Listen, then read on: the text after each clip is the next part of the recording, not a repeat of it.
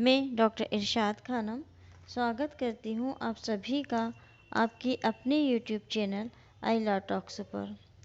दोस्तों, आज का हमारा जो विषय है वो भारतीय दंड संहिता के अंतर्गत जो सदोष अवरोध और सदोष परिरोध के विषय में बताया गया है उससे संबंधित है। सदोष अवरोध किसे कहते हैं, सदोष परिरोध क्या होता है, इसकी पनिशमेंट क्या है, इसको हम उदाहरण सहित बहुत सरल भाषा में समझने वाले हैं। वीडियो को देखने से पहले अगर अभी तक आपने चैनल को सब्सक्राइब नहीं किया है तो आप चैनल को सब्सक्राइब कर लें, बेल आइकन को क्लिक कर दें ताकि लेटेस्ट अपडेट आप लोगों तक पहुंचती रहे। देखिए, सदोष अवरोध और सदोष परिरोध को हम जानेंगे तो हम देखते हैं कि सदोष अवरोध क्या होता है। सदोष अवरोध एवं सदोष परिरोध व्यक्ति की स्वतंत्रता के अवरोध से संबंधित है। यानी एक व्यक्ति को जो स्वतंत्रता प्राप्त है उस स्वतंत्रता में अवरोध पैदा करना सदोष अवरोध या सदोष परिरोध है। जबकि व्यक्ति को एक दिशा में जाने से रोक दिया जाए या दूसरी दिशाओं में लेकिन दूसरी दिशाओं में वो जा सकता है, तब यह सदोष अवरोध कहा जाता है। तो सदोष अवरोध और सदोष परिरोध को थोड़ा सा और डिटेल में समझते हैं और सदोष अवरोध क्या होता है और कहाँ पर ये परिभाषित है। धारा 339, जो किसी व्यक्ति को स्वेच्छा ऐसी बाधा डालता है कि उस व्यक्ति को उस दिशा में जिससे उस व्यक्ति को जाने का अधिकार है जाने से निवारित कर दे, वह उस व्यक्ति का सदोष अवरोध करता है, ये कहा जाता है। एक व्यक्ति है और वो कहीं पर जाना चाहता है। मान लीजिए एक व्यक्ति है और वो अपने घर से अपने ऑफिस जाना चाहता है और उसके ऑफिस का जो रास्ता है वो किसी ने बंद कर दिया है, लेकिन उसके ऑफिस जाने के बाकी 2 से 3 रास्ते खुले हैं। जो उसको ऑफिस जो है दूर, वहाँ से उन रास्तों से उसका ऑफिस दूर पड़ेगा, लेकिन ये ऑप्शन उसके पास खुला हुआ है कि अगर ये जो उसका ऑफिस जल्दी पहुंचाने वाला जो रास्ता है या जिसको के लिए शॉर्टकट रास्ता है, अगर वो बंद कर दिया गया है किसी के द्वारा, लेकिन उसके पास दूसरी जगह से जाने के ऑप्शन है और ऐसे शॉर्टकट को अगर रोका जाता है और उसको जाने से निवारित कर दिया जाता है तो वो कहलाता है सदोष अवरोध। वह उस व्यक्ति को सदोष अवरोध करेगा, ये कहा जाता है। अब इसका एक अपवाद भी है। भूमि के या जल के किसी प्राइवेट मार्ग में बाधा डालना, जिसके संबंध में किसी व्यक्ति को सद्भावपूर्वक विश्वास है कि वह बाधा डालने का उसे विधिपूर्ण अधिकार है, इस धारा के अर्थ के अंतर्गत अपराध नहीं है। जैसा कि आप सब जानते हैं कि आईपीसी में जितने धाराएं उस दंड की दी गई हैं उतना ही अपवाद भी दे रखे हैं। तो इसका भी एक अपवाद है, यानी कि बचाव। और क्या है कि अगर किसी व्यक्ति की कोई प्राइवेट जगह है, यानी कि कोई ऐसी जगह है जो उस व्यक्ति की अपनी खुद की है और केवल उसी के घर के लोग या वो व्यक्ति स्वयं आ जा सकता हो, और अगर वो ऐसी जगह या ऐसी जल वाला कोई रास्ता हो और उसमें वो सद्भावपूर्वक, यानी कि कपटपूर्वक नहीं, उसको ये विश्वास है कि ये मेरी जगह है और मैं यहाँ से केवल आ जा सकता हूँ, किसी अन्य व्यक्ति को इस मार्ग से या इस जल मार्ग से या भूमि मार्ग से निकलने का अधिकार नहीं है, और ये वो सद्भावना पूर्वक करता हो और उसको ये पता है कि विधिपूर्ण मेरा ये अधिकार है कि मैं ये कर सकता हूँ, और अगर वो किसी के रास्ते को रोकता है, सदोष अवरोध करता है, तो ये सदोष अवरोध के अंतर्गत अपराध नहीं होगा। अब यहाँ एक शब्द यूज हुआ है व्यवधान, यानी कि बाधा। व्यवधान से तात्पर्य अवरोध से है। बाधा स्वैच्छिक होनी चाहिए। ये जो व्यवधान है, ये जो अवरोध है, ये कुछ ऐसी बाधा से उत्पन्न होना चाहिए जिसकी वजह से वो व्यक्ति जो है जा ना पाए, उसका रास्ता रुक जाए। तो ये जो बाधा की जा रही है ये स्वैच्छिक होनी चाहिए। व्यवधान भौतिक भी हो सकता है और भौतिक से अलग भी हो सकता है। अभियुक्त कि घटनास्थल पर उपस्थिति आवश्यक नहीं है। मतलब अभियुक्त जो है वो किसी के जाने के रास्ते को ब्लॉक करके जा सकता है, ये ज़रूरी नहीं है कि वो स्वयं वहाँ पे उपस्थित हो, खड़ा हुआ हो। व्यवधान भौतिक बल भी हो सकता है, धमकी के रूप में भी हो सकता है। विधि व्यवधान के प्रकार या स्वरूप पर नहीं जाती है। विधि केवल इतना देखती है कि इस व्यवधान, इस बाधा का प्रभाव उस पीड़ित व्यक्ति के ऊपर कितना पड़ रहा है। इसको हम एक एग्जाम्पल से और अच्छे से समझते हैं।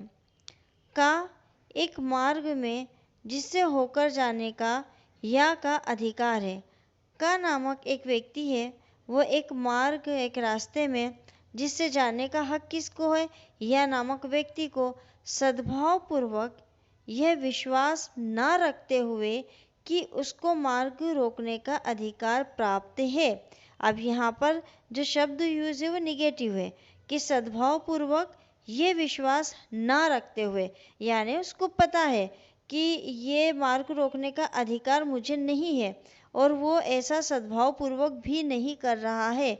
और अगर वो किसी का रास्ता यानी कि या का रास्ता रोकता है या बाधा डालता है तो या को जाने से तदनुसार रोक दिया जाता है। का या का सदोष अवरोध करता है, यानी कि का नामक व्यक्ति अगर या नामक व्यक्ति के जाने का जो रास्ता है, मार्ग है, उसको ये जानबूझकर, मतलब सद्भावपूर्वक या विश्वास की वजह से नहीं बल्कि जानबूझकर उसको परेशान करने के आशय से अवरोध को पैदा करता है या बाधा को डालता है और उसका जाना रोक देता है, तो ये कहा जाएगा कि उसने या का सदोष अवरोध कारित किया है। सदोष अवरोध के अगर हम आवश्यक तत्वों की बात करें तो पहला, अभियुक्त द्वारा परिवादी को स्वेच्छा बाधा कारित की गई हो। बाधा ऐसी जिसमें परिवादी को उस दिशा में जाने से निवारित कर दिया गया हो जिसमें उसे आगे बढ़ने का विधि समान अधिकार है। या सबसे पहला क्या है कि अभियुक्त ने जो भी ये बाधा उत्पन्न की है वो अपनी स्वेच्छा से उत्पन्न की, उसको किसी ने मजबूर नहीं किया है या उसको विधिपूर्ण अधिकार नहीं था। और दूसरा कि बाधा ऐसी है जिसकी वजह से परिवादी जो है जिस दिशा में जाना चाहता है उस दिशा को रोक देती है। जहाँ अब कौन सा, जहाँ उसको जाने का विधिक रूप से अधिकार है। ऐसा ना हो कि उसको जाने का अधिकार तो है नहीं और वो बेवजह उस जगह से निकल रहा हो। सदोष अवरोध के लिए और क्या बात कही गई है, तो जैसा कि हमने इसके ऊपर समझाया था कि भूमि या जल पर अगर किसी का निजी अधिकार है और उसको बाधित करना सदोष अवरोध नहीं होता है। अगर उस व्यक्ति ने सद्भावपूर्वक के विश्वास करते हुए कार्य किया है तो फिर वो जो है विधि विरुद्ध नहीं होगा, यानी कि वो इस सेक्शन के अंतर्गत अपराध नहीं कहलाएगा। सदोष अवरोध अगर कोई कारित करता है तो उसके लिए दंड क्या है? जो कोई किसी व्यक्ति का सदोष अवरोध कारित करेगा वह सादा कारावास से जिसकी अवधि 1 मास तक की हो सकेगी या जुर्माने से जो 500 रुपये तक का हो सकेगा या दोनों से दंडित किया जाएगा। तो ये सदोष अवरोध था जिसमें व्यक्ति को एक रास्ते से जाने से रोका गया था, लेकिन उसके बाकी के जो ऑप्शन थे जाने के वो खुले हुए थे। अब हम बात करते हैं सदोष परिरोध की। धारा 340 सदोष परिरोध। जो कोई किसी व्यक्ति का इस प्रकार सदोष अवरोध करता है कि उस व्यक्ति को निश्चित परिसीमा से परे जाने से निवारित कर दे, वह उस व्यक्ति का सदोष परिरोध करता है, ये कहा जाता है। देखिए यहाँ वो सीधी सी बात कह रहा है कि अगर कोई किसी व्यक्ति को एक निश्चित परिसीमा से, एक सीमा निश्चित कर दी कि वो इस निश्चित सीमा से बाहर नहीं जा सकता है तो वो सदोष परिरोध कहलाता है। सदोष परिरोध की निश्चित परिसीमा क्या हो सकती है? सदोष परिरोध में पूर्ण अवरोध होता है, केवल आंशिक अवरोध जो है वो सदोष परिरोध में नहीं हो सकता। सदोष परिरोध में क्या होता है, पूर्ण रूप से उस व्यक्ति के ऊपर ये अवरोध लग जाता है कि वो उस निश्चित जगह से बाहर नहीं जा सकता। सेकंड, सदोष परिरोध में एक निश्चित परिसीमा निर्धारित की जाती है। ऐसी परिसीमा दृश्य या अदृश्य हो सकती है।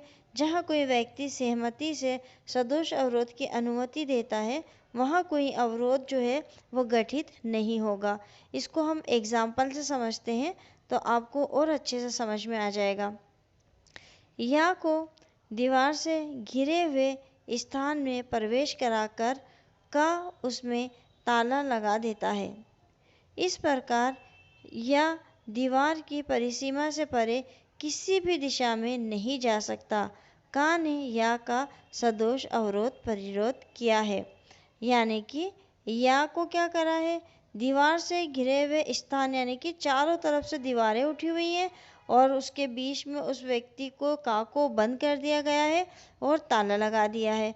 और अब वो क्या हो गया, व्यक्ति उन दीवार की परिसीमा में यानी दीवार के अंदर जितनी उसकी जगह है केवल वो उसी के अंदर रहेगा।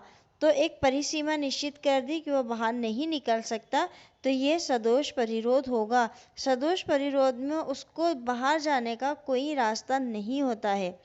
सेकंड इसका एग्जाम्पल देखते हैं।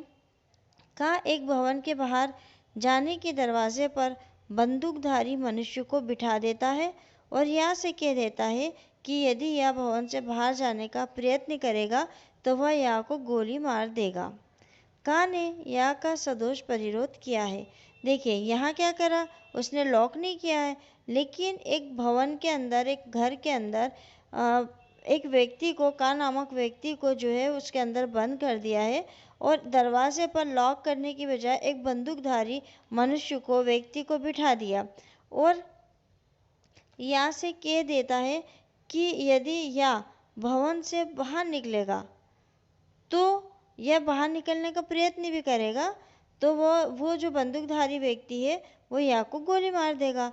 तो का ने क्या करा, या का सदोष परिरोध किया है। इसको बाहर भी नहीं निकाला है, उसको क्या करा, लॉक भी नहीं किया है, लेकिन एक निश्चित परिसीमा में उसको बंद कर दिया है। सदोष परिरोध के आवश्यक तत्व को हम देखते हैं। अभियुक्त द्वारा सदोष अवरोध होता है। यदि केवल आंशिक अवरोध कारित किया गया हो तो वो सदोष अवरोध नहीं कहलाता है। अभियुक्त द्वारा सदोष अवरोध जो होता है वो एक निश्चित परिसीमा के अंदर होता है।